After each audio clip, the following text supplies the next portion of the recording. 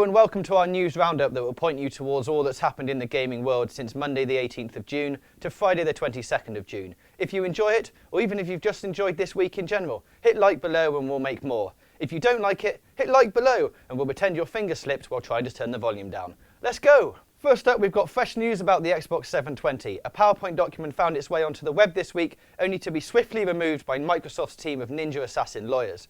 It states the next box will likely arrive in 2013, boasts Blu-ray compatibility, augmented reality eyewear, and the recently announced smart glass service. And most excitingly of all, Kinect version 2! However, in news that no one expected, the document turned out not to be total nonsense.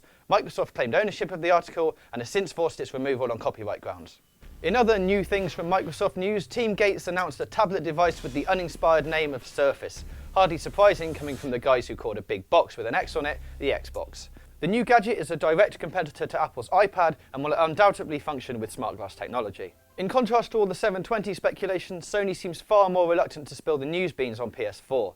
SCE Chief Executive Andrew House stated this week that we won't see the new machine until it can, to use his words, demonstrate a significant leap to the current experience. Does this mean Sony will get left behind again? We can only wait and see. And we don't want to leave Uncle Ninty out of the news fest, so here's the latest on WiiU. Apparently, US retailer Best Buy has listed both black and white versions of Nintendo's multitasking machine. We're also predicting that the machine will come in a box, and the box is likely to be made out of cardboard. We'll update you with polystyrene news as it becomes available. In more worrying news for Nintendo, UK boss has resigned after 20 years at the company. Now the European president of Nintendo will step in to manage Nintendo UK until a replacement is found. So get scribbling those applications to Shigsy now. Keeping it Nintendo, Iwata has just unveiled a new, larger 3DS in the company's direct broadcast.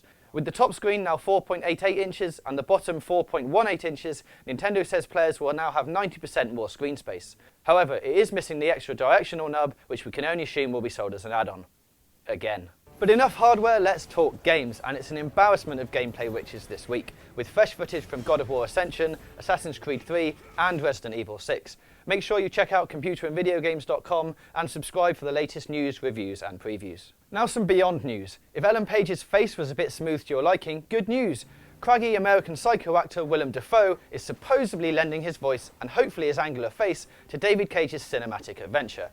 We're calling lead villain, based purely on Dafoe's sneering turn in Speed 2 Cruise Control. Speaking of canine avatars of the Japanese sun goddess, critically acclaimed paint-em-up Okami is poised to receive a lick of HD paint. The classic adventure is being revamped for PS3, complete with Move motion compatibility and juicy high-def visuals. Now forget Cataclysm, the biggest Blizzard disaster in recent years is the Era 37 fiasco that accompanied the launch of Diablo 3.